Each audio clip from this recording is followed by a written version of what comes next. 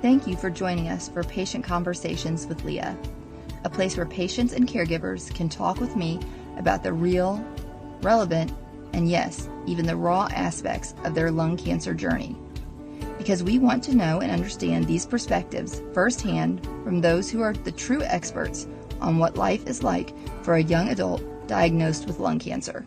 Today is October 1st, and for many of us, we know that to be Breast Cancer Awareness Month. So today on Patient Conversations with Leah, we Young Lung Cancer Initiative folks have decided to approach lung cancer from a different direction. And today we have with us Maria. Maria brings not only a lung cancer experience to the table, but also a breast cancer experience. So I'm going to turn it over to Maria and let her share her story with us of her cancer journey. Hello, thank you for inviting me. I appreciate it. Welcome. Thank you. So my journey started with breast cancer in 2015.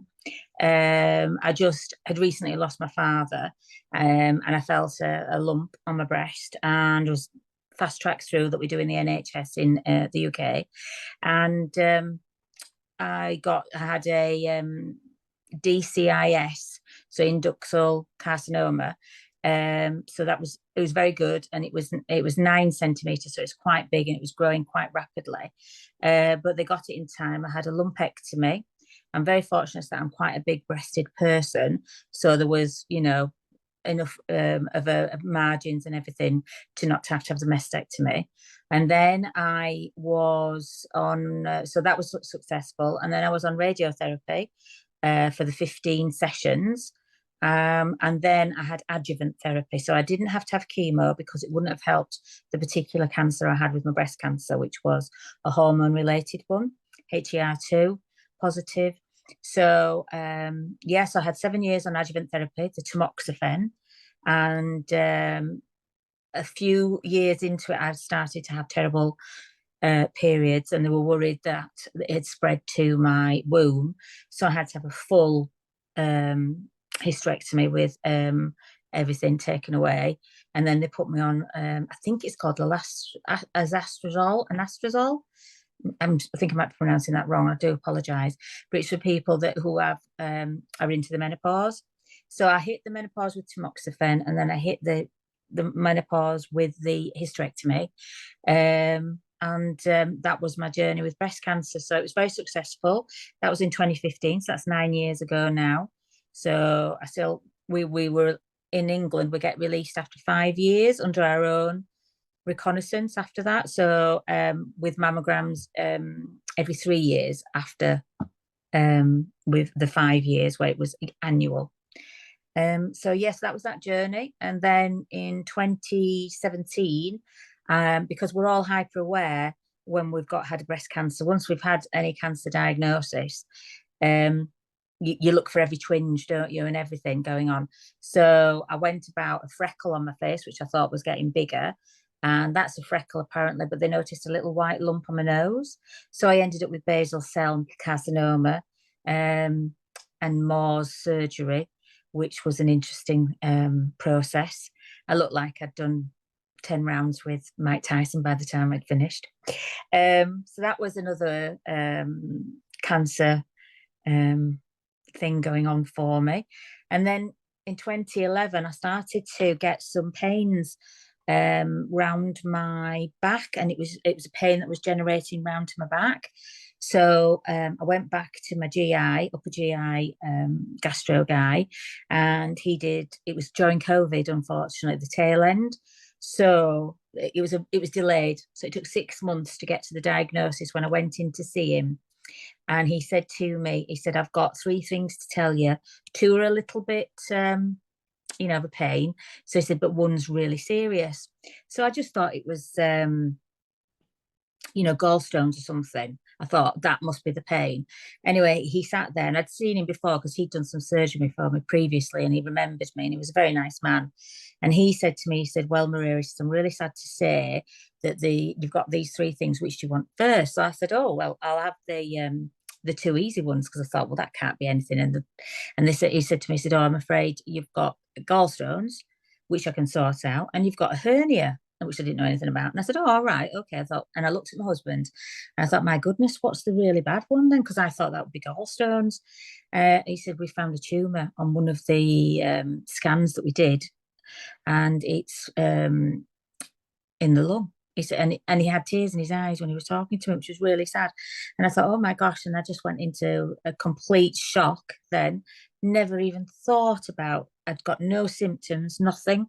It literally was all to do with the gallstones, the pain that I was having, and all the other symptoms. Nothing. I hadn't got a crackly voice. I hadn't got a pain in my chest, nothing. And so then I went to the thoracic team, did all the tests. Then they said, oh, it is cancer, but what we were going to do is we've done a PET scan, I had that done, and it's all near the area of the tumour. So she said, we're going to go in and do surgery and take the bottom left-hand lobe, which will be great. Resection, you'll be fine. It's 6 months to recover. Don't worry about it. We're doing robotically. We've got all the consultants are in there. You're very lucky. It'll be great. And I said, oh, right. And I just went along with the process, to be honest. I was in shock. So had the surgery in the August, woke up, and I heard two nurses at the bottom of my bed, and they were, when they're giving out the medicines, and one whispered to the other, does she know yet? So I just closed my eyes and thought, well, I'm not going to ask anything right now. And then the next I woke up and the consultant was there who'd done the surgery, and my husband, and he said, I'm really, really sorry to say that it's spread to your pleura. So it's inoperable and incurable. But I have to hand you back now to the oncology team, because he was the thoracic team. So I said, right. So, we were just in shock, my husband and I'd had this operation, and I was absolutely in agony with a tube underneath. It was a bad time, really. It felt awful. Didn't really know what was going on. No idea about EGFR at that point. And so anyway, I went to the appointment after I'd recuperated for a bit. I think they gave me about a month. And she said, well, I'm really sorry, you've got EGFR exon 19 deletion, and it's really rare. It's but it is on the rise in women and men, but mostly women. The 16% is the EGFR or a mutation, a gene mutation. And this was just absolute gobbledygook to me. I had no idea what was going on. I didn't understand it. I'd had cancers. I'd had the breast cancer and I'd had the basal cell, and it'd been cut away and it had gone. So this was all new for me, that they hadn't been able to do anything. And they did say it wasn't connected in any way to my breast cancer, which is good. In as much as, I wouldn't fear for my children, my daughter who's 30, and things like that, because she'd have to get testing, and she has been tested, and we've all been tested for the BRCA gene, because my mum had breast cancer, I had it, and my sister, and we don't have anything. We don't have any gene in that. But then there is some talk of links now with the HER2, isn't there, and lung cancer. So I'm not quite sure about that. I read everything that comes up and have a quick, make sure I can find anything out. So then my journey began, and I went to see the consultant, and I was getting signed up to go for chemotherapy, because they hadn't had my liquid biopsy back. It'd been sent to Germany, and we had to wait quite a while for it. Anyway, on the day I was being signed up, my pre-assessment, the consultant said to me, Maria, you are so lucky. You've got EGFR 19, exon 19. And again, like I'd said earlier, I had no idea what this was and everything. And he said, you can take this drug called osimertinib. And I said, oh, right, okay. He said, and what that will do is it will suppress the cancer, hopefully reduce the cancer, but you are still stage 4, because you have cancer cells that are not detectable with any modern medicine. But this hopefully will help, and we'll take this. We'll have 3 monthly scans, and then we'll have blood tests, and then you get your medicine every 2 months. So that's the kind of path that I've been on, the 3-month cycle of blood test, CT. I have a heart scan to make sure that my heart's okay annually. That's how it's been for me. So the side effects from osimertinib is, as I'm sure a lot of people who watch this know, terrible nails, terrible diarrhea, fatigue, hair loss can happen, crusty nose, all any flu anywhere in the world, you pass anybody coughing, that's it, you get it. Your immune system's so low. Yeah, it can affect your bone density. I'm very lucky that mine's okay at the moment. And I get checked for that annually. So yeah, it's a bit heavy. That is quite a journey. So just for my own sake, in 2015, it was your breast cancer diagnosis. Yeah, 2017 was the basal cell. yeah, And then 2021 was lung cancer. yeah. So you've been on quite the journey. And like you said, with COVID, everything was a little bit weird. And like I was diagnosed in December, right before COVID. So Right. I at least was able to start all my care and get my team established. But when I Mm, was going to appointments, it was very strange because I was going by myself yeah. and all Mm. the stuff. Yeah, But I was lucky by the time I've been diagnosed. I mean, we say lucky, don't we? It's stage 4 cancer. It's crazy. Um, I was very lucky because by the time I started my osimertinib in September 2022, I'd already had all my tests during the COVID. So now it was, still the mask and everything, but my husband was allowed to come in with me now. And then my husband was allowed to visit me in the hospital when I had my operation in the August. So yeah, I wasn't quite on my own at that point, like you must have had to go through. yeah, so But strange. very strange times, very, very Very, strange very. times. Well, I know you mentioned in your kind of your journey that there's been links to lung cancer and breast cancer. And I can't quote the exact article, but I did read Mm, a research paper that said, people that have women and men, but primarily women who have breast cancer do have a much higher chance of developing lung cancer later on. And so did you know any of that at all before the lung cancer diagnosis, or was it a no, surprise? no. So a total surprise. Total surprise. I always said, I remember when I'd had breast cancer, and I said, because I hadn't had to have chemo, I felt terrible guilt that I'd not had chemo. For some, I just thought to myself, wow, I've been so lucky. But I remember saying to one of my friends, this isn't the last of it. It will come back. Now, I thought it'd be breast. Lung was a complete, you know, wow, it just came out of left field. It was crazy. I'd never even thought of lung. And the thing is, the stigma with lung cancer as well is crazy. Now, I smoked when I was younger. I hold my hand up, but I'm not classed as a smoker because I don't do it now and I hadn't done it for a long time. And I remember when I went to the thoracic team before I had my surgery, I just was crying and I just said, why have I got it? Why? That's what we need to know. That's what we want to know. And that's what I want to know now as well. And the nurse, she sat there and she said, well, did you smoke ever? So I said, well, yes, I did. So she said, well, that's why. And I thought, oh my Lord. And I just turned to my husband and I said, I'm so sorry. I'm so sorry that I'm causing you this now. And I'm so sorry. And then I went to see another consultant who said to me, no, it's not because you smoked. It's because of this. And she explained the EGFR and the mutation. And then I did all my research. I mean, I kind of shut down for 6 months, if I'm honest with you. It wasn't until the January after my operation in the August that I thought, come on, Maria, bootstraps, get yourself organised. You need to know what's happened and you need to know why. So that's when I started all my research and things like that, where I looked into things and advocacy and joined the EGFR group because it's a very, like you were saying earlier, with Linda, it was a very lonely place, very, very lonely place because there's not in my area, I live in Yorkshire, and there is no lung cancer support in Yorkshire at all. There is cancer support, with Maggie's centres we've got, and Macmillan cancer and things like that. But I wanted specific. I wanted to find a tribe. I wanted to find the people, my village, that would be there for me, like they had been in breast cancer. Because, like everybody always says, it's not a journey you want to be on, but you do make the best friends. And you find so many lovely people who are all as interesting as you and bring different things to the table, different stories, different ways of life, and different effects of things. So, yeah, you've got to find that, and that's what I believe in. So I joined the EGFR, the EGFR Positive UK, and now I'm very active in that. I do all the Facebook and things like that, and I'm a regional ambassador where we arrange a meetup because it is so isolating.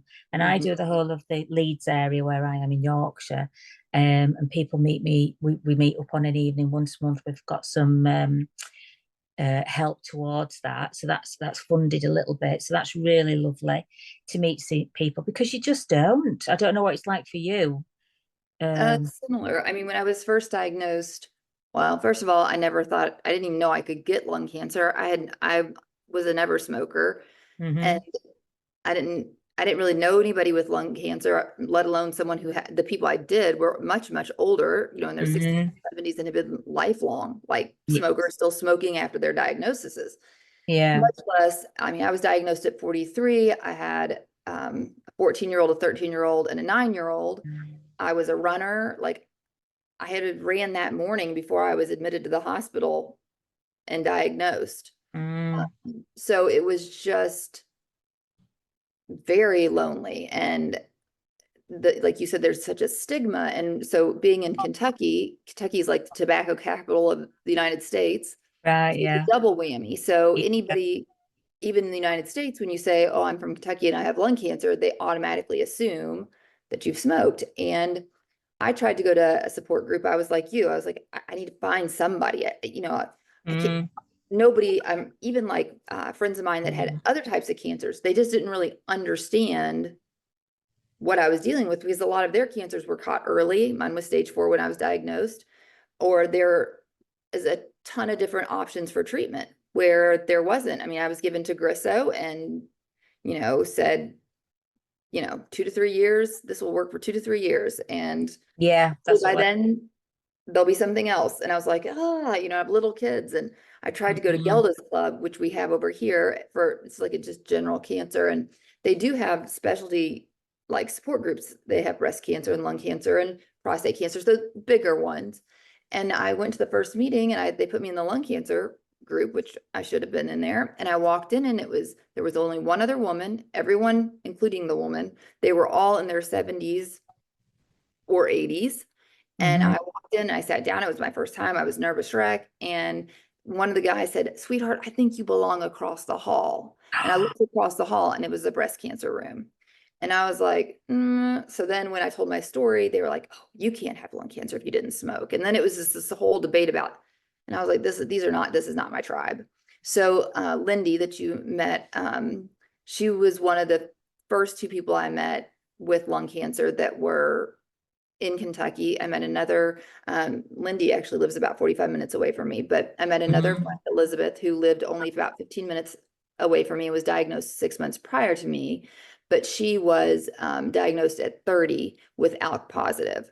So although we were different, had a little different age, there, and different diagnosis, she still became my person, because you just are grasping for that. And no, that's the similar thing that happened to me, because I joined.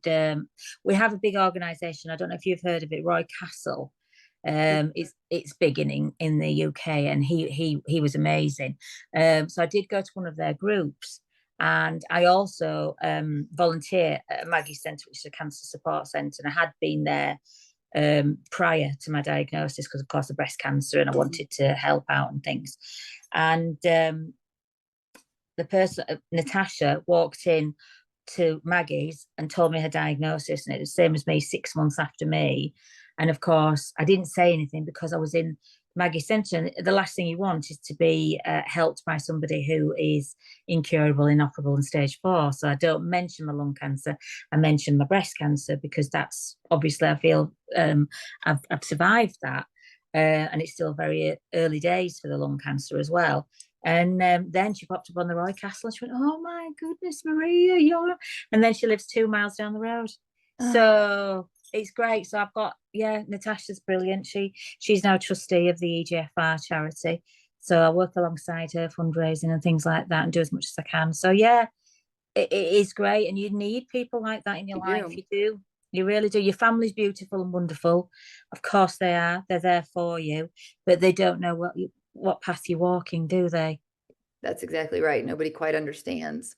Mm. So, talking about like breast cancer and lung cancer, did you, and we talked about the stigma a little bit. So when you were first diagnosed with breast cancer, and if you think about how people responded then and reacted, maybe questions they asked, versus when you were diagnosed with lung cancer, were reactions different? Mm. Yeah, Could you definitely. kind of explain kind of how they were different? I think the breast cancer, I always say this, I say breast cancer is very, it has its downside. Please don't think I'm making light of it, because it's an Right. horrendous disease, and I appreciate that they need a space to, to have breast cancer awareness and everything, absolutely. But it's very pink and fluffy. It's very happy, doing lovely teas, climbing. It's very out there, isn't it? And it's got a great space, and it's got a fantastic platform. And my mum had breast cancer in 2011. So when I got it in 2015, it was, oh my goodness, you've got it now as well. But my mum had to have lumpectomies and chemotherapy. She was older, so I think it was more aggressive, was hers. And so the support was unbelievable. Fundraising, everybody joined in, everybody wanted to help, everybody, and then lung cancer, everybody felt the same, still loved me, still was very sad for me, but very much more questions from friends of, oh, well, you did smoke. Is it the smoking that's caused it? Yeah. And then really it's sort of, because I look so well and I'm doing so well, I'm sure you get this as well. You, it's not really talked about, to be honest. They ask me how I am, and I say I'm fine. We call it stable Mabel every time we get a CT scan result. And so they're with me, but it's not the same. Yeah. It's Not kind the of how I same. feel. I mean, I don't know how it feels with the breast cancer, but No, definitely no. when you look healthy and you're able to do your normal things and you don't have that whole tribe of people just Mm, out there, a lot of times I think people forget that you're sick or how sick you really are. hmm. And I I mean, know, they even say it to us, don't they? They'll say, oh, are you sure you've got cancer? You look so well. But mhm, they're not there at 3 o'clock in the morning when you dash into the toilet, or you mhm, can't get out of bed with the fatigue, or you make yourself get out and then you hit a wall and you've got to stop, mhm, mhm, or you've got terrible pains, or you've got cramps, or your stomach starts to cramp and you know something's coming and you know we're near a toilet. That yeah, panic. I mean, it's more controllable now, and they do come and go in waves, do all the. I say that too. Definitely cyclical with the Yeah, side effects. Like something will be terrible one month and then that will yeah, stop and something else will start and yeah, what definitely. have you. But I don't know. It is just a very odd space to be in. I've always said being a stage when somebody hears stage 4, a lot of times people think Mm. actively dying and But they think we oxygen masks in bed, right. don't they? That kind And of we're thing. not actively dying, we're living and Mm-hmm. that's wonderful, but it is, you definitely get a different type of response. Have Yeah. you met any other lung cancer patients now that have had breast cancer in the past, or are you kind of like a unicorn?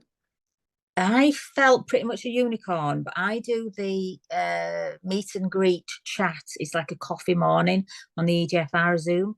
And there was Mhm. a lady who came on this time, and she actually mentioned that she'd had breast cancer in the past. And that's possibly the first one that I've spoken to. And I didn't get, because I was hosting it, I didn't get a chance to speak with her about it. But I'm going to follow that up and see what her thoughts are and what her journey was on breast cancer, just to see if there's any correlation or anything. So that's quite interesting.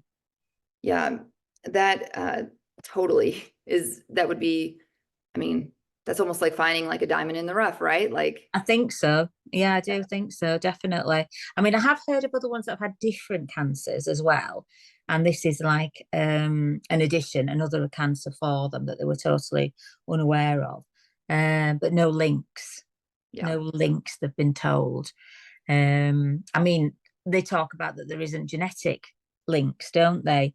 Hmm. And my grandmother had cancer, lung cancer, but she did work in a smoke environment. She worked in a pub, a public house, and so they said it was secondary cancer because she never smoked.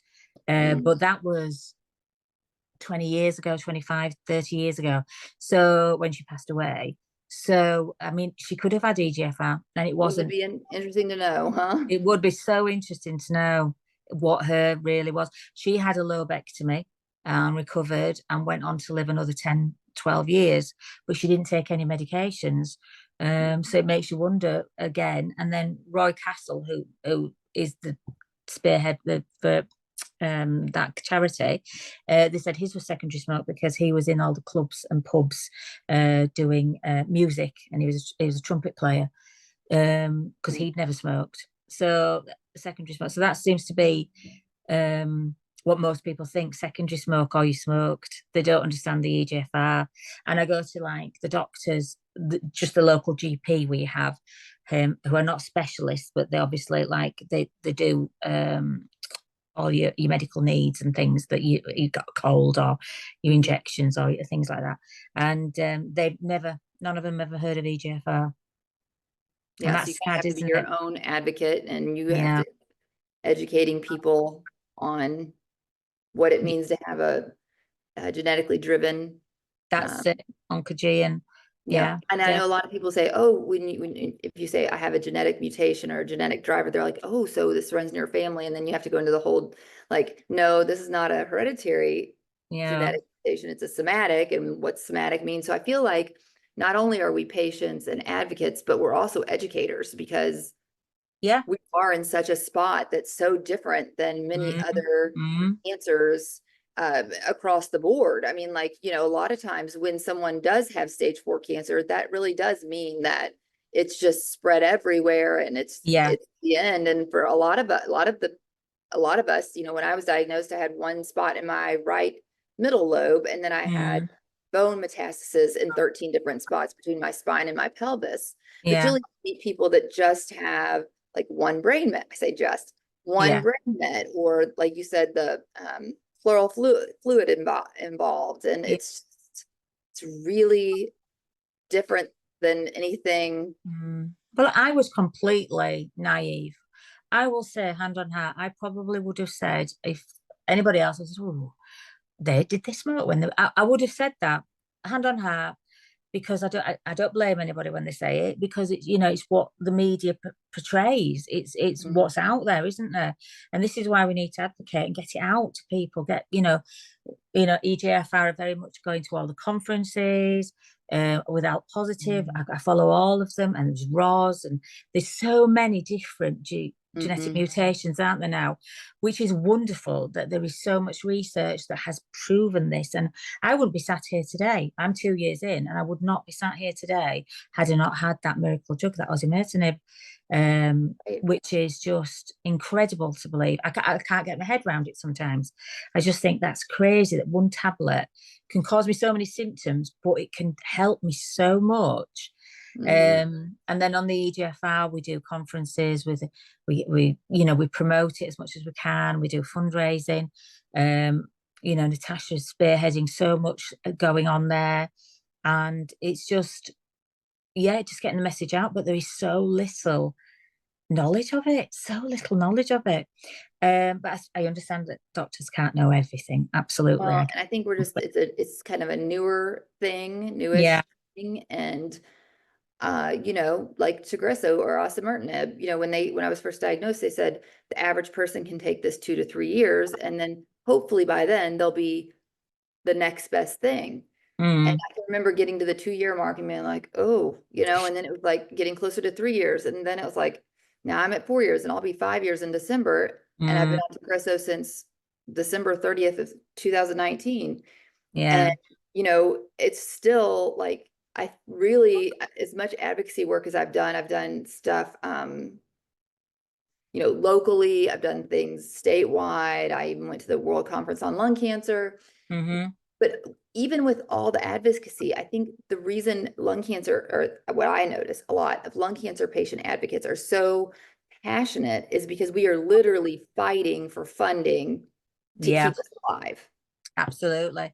And this was, I put up on my Instagram the other day, because EGFR had brought to my attention that we have NICE over here that give out all the medications and pass them for use and everything like that. And there's talk that there's going to be some new innovations, but they're going to, for lung cancer, but it's only going to be set for people who are like stage 1, 2, and 3, and like stage 4 is not going to be, because they weigh up your life expectancy to the cost of the drug and things like that.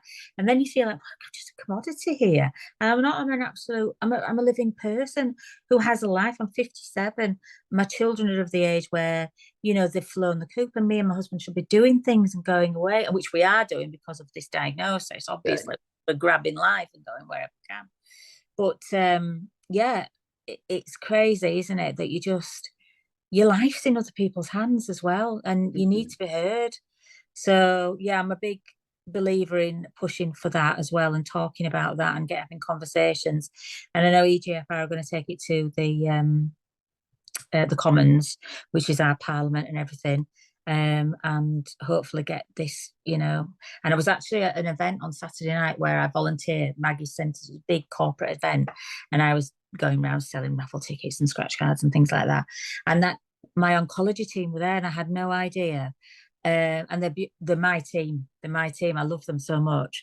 And I was hugging them and saying, and they couldn't leave me alone, and saying, "This is amazing. You're 2 years and you're still here, Maria, and it's so wonderful," and all that. And this girl said to me, she said, "Oh, I'm going into research." And I said, "Right." I said, "You make sure that you push for us stage 4 people as much as anybody else with lung cancer, because we deserve it. We deserve to still be alive. More and more of us. More and more of day. us." And she said, younger absolutely. and younger. And younger and younger. On the EGFR, we've had people who have been on osimertinib and fatinab and all those, and they've progressed after 18 months or 12 months. And you think, you can't help but think, oh my God, is that going to be me? Is that going to be me? And I'm not doing anything different to them. Nothing different. Right. But, and this is just, you look for it, don't you?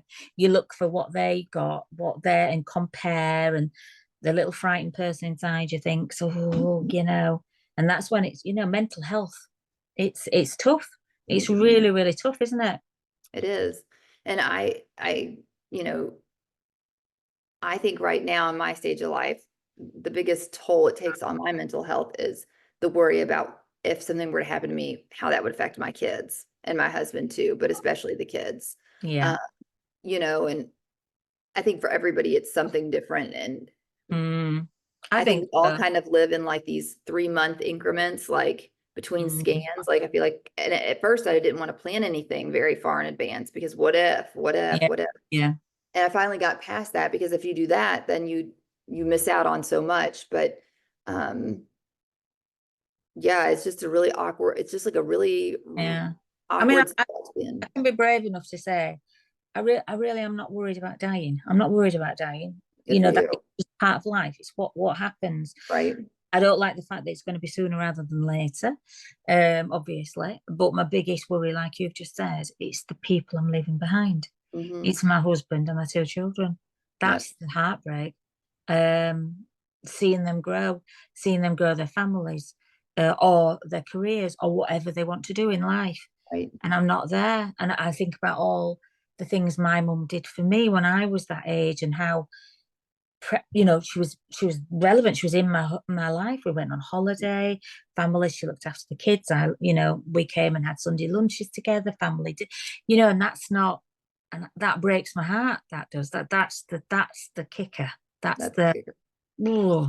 I know, that's the gut punch for sure. That's the one that you put away in a box inside your head and you don't think about it. I don't think about it.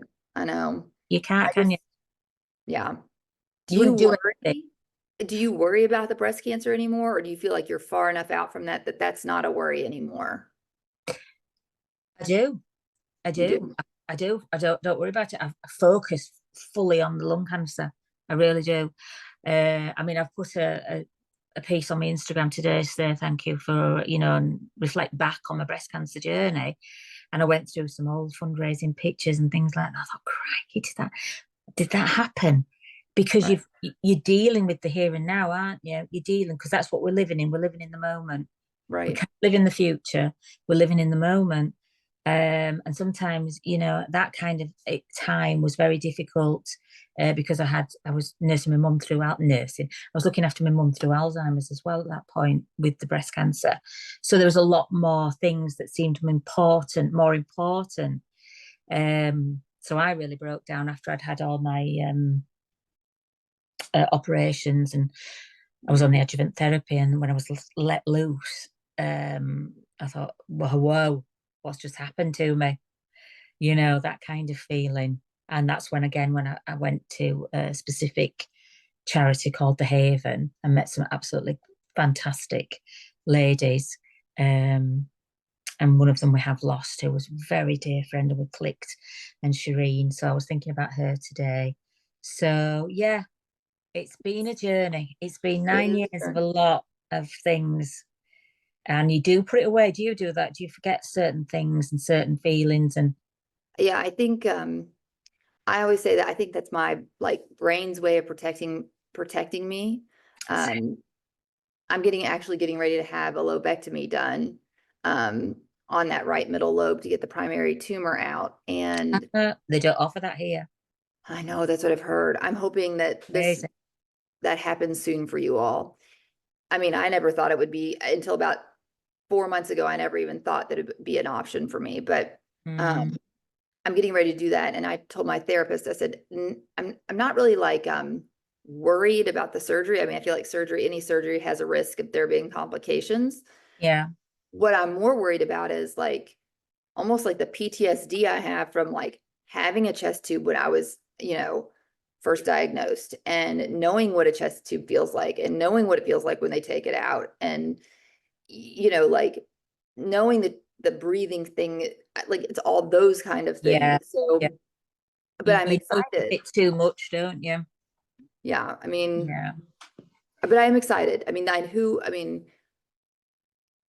you know, the surgeon asked me, she said, if before I, you know, decide officially or commit officially to doing this, she said, I have to ask you one question. She said, if I do this surgery and put you through the surgery, and it's a hard recovery, and when we pull out, because I had radiation to my primary tumor already, and she goes, if we pull out all that lobe and we find there was no active cancer in there, are you going to be mad that you did the surgery? And I said, absolutely not, because right now we have no idea. Just get it out, you know, because with a lot of cancers, you can have things removed. And for stage 4 lung cancer, it hasn't really been an option until now. So no. There is a lot of hope. It's just, yeah. Is all this gonna come to fruition quickly enough? That's the For thing. those of us that are already down this, you know, but journey. just think what work you're doing, though. That's the important thing. You're doing it for future generations. Yes. That's what I always think. I think, well, I'm working here. And that's why I started my Instagram. And that's why I started my advocacy, because it's sort of like a journey to leave behind for my children to know what I was doing, what I was about. Absolutely. They love me and they're there for me, but they, you know, I want them to know. And there's funny things I put on there, there's sad things, happy things, life. And that's, you know, you've just got to cope. You've got to live, like we say, in the here and now. And yes, I protect myself by not thinking about things. And that's proven with me going over my breast cancer today and things like that. Yeah, it's just coping mechanisms, isn't it? And we're all different. We all have our own ways. But good luck with that surgery. I'm very excited for that. Thanks. Because I'm excited. I would love it. I would have loved it if they'd removed it. I couldn't believe that they'd gone in and didn't remove it. Didn't remove it.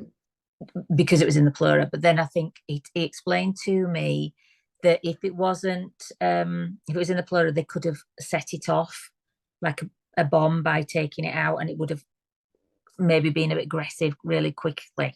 Yeah. Well, I don't know. Things change. Don't know. And you know, you just don't know. There's no guarantees, but I am so thankful that you were willing to talk to me today. Oh, thank you. I've really loved it, and you've made me feel very calm. So that's great. Thank you. I think that you are a force. I think you've been through some things. I think you have some badges for sure, and definitely knowledge to share with all sorts of cancer patients, but especially lung cancer and breast cancer patients. So I do appreciate your time today. Oh, thank you. Thank you. it's ironic that we're recording this on talking about lung cancer primarily, but on the first day of Breast Cancer Awareness Month. So exactly. And I think I've not really thought about the breast cancer for a few years because I've been very focused on the lung. And I think we do have to be thankful for everything in our journeys. I'm very thankful. And when I said earlier on, I can't believe when we sit here and we say how lucky we are. I know. Well, we are, though, in a way. We are. We really are. Because, yeah, we can see I've had 2 years and that's great because I thought 12 months. So that's really every day is a gift. Every day is a gift. And I'm very thankful. I wake up in the morning and I can hear my dogs pitter patter up the stairs, jumps on the bed, and I know that I'm still alive. I think, great. Yes. Let's go seize the day, do something. And I think it's nighttime where you are. So I hope you enjoy the rest. Is it nighttime? Yeah, it's only 5:45 in the evening. Okay, so it's dinner time then. Dinner time. Well, I hope you enjoy the rest of your evening, and I'll definitely make sure to start following your story and keep up with what you're doing because it's fascinating. So you're quite the trooper. Oh, thank you. It's lovely to meet you, and I wish you well, like I say, and it was lovely to meet Lindy. Thank you. All right, you take care. Bye-bye. Bye-bye.